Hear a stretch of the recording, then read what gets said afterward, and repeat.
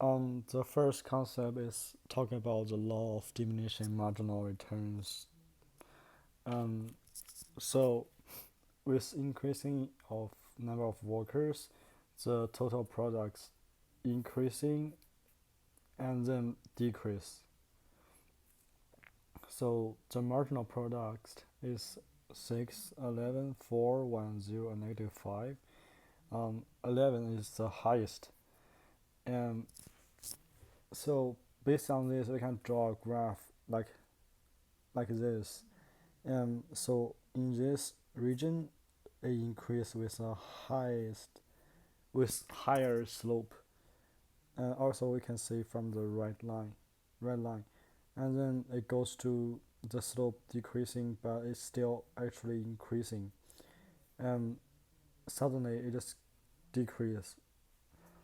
So this is called increasing marginal returns. This is called diminishing marginal returns, and this is negative marginal returns. Also from red line, the negative is below zero, and diminishing is after the highest point, the region right here, and the increasing is the slope like this. Another thing is that since the marginal product increase by a little and decrease, the marginal cost is a mirror reflection of marginal product, which means the marginal cost begin with higher and and decrease a little bit, and then it goes up. When we talk about firms, there are several costs that comes with it. The first one is fixed cost. Is the cost does not change when you add more and more product into the firms.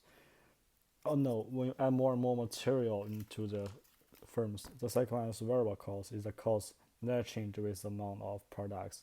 It means as you add more and more material into the firms, the variable cost goes higher, and it is not fixed. The total cost is the sum of fixed cost and the variable cost. The marginal cost is the cost of producing one extra good.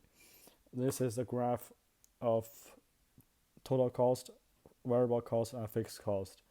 The fixed cost is not changed, it's a straight line with slope of 0. The variable cost goes from 0 and so increase with a positive slope. The total cost is the sum of variable cost and fixed cost, and the difference between total cost and variable cost is the fixed cost.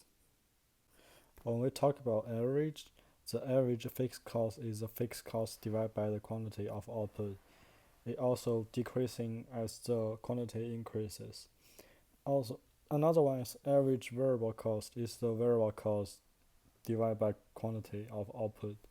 The average total cost is the total cost divided by the quantity of output, or it could be the average fixed cost plus average variable cost. The marginal cost is the amount of change of total cost divided by the amount of change of the quantity. When the average total cost is higher than the marginal cost, the curve will goes down.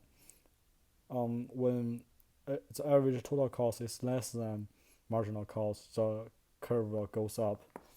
The graph shows the relationship between ATC, AVC, AFC, and MC.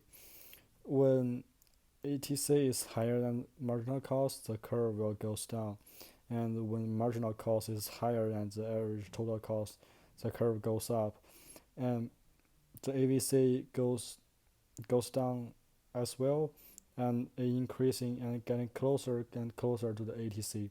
But there are always a difference between those two because the average fixed cost is still there. So in the long run, the each ATC represent a firm, and if there's a lot of firms, it goes to like a big curve. This curve is called MES, which means the minimum efficiency scale. And when the cost decrease, it causes economies of scale. And when the cost doesn't change, it is called constant returns to scale. And when it goes up, it is called this economies of scale. So since we know that for the perfect competition, the price is set by the market, and for the firms, each quantity will give you the same amount of the price. Like when quantity is 1, the price is 5. When quantity are 2, the price are 5, etc. And the total revenue is 5, 10, 15, and 20.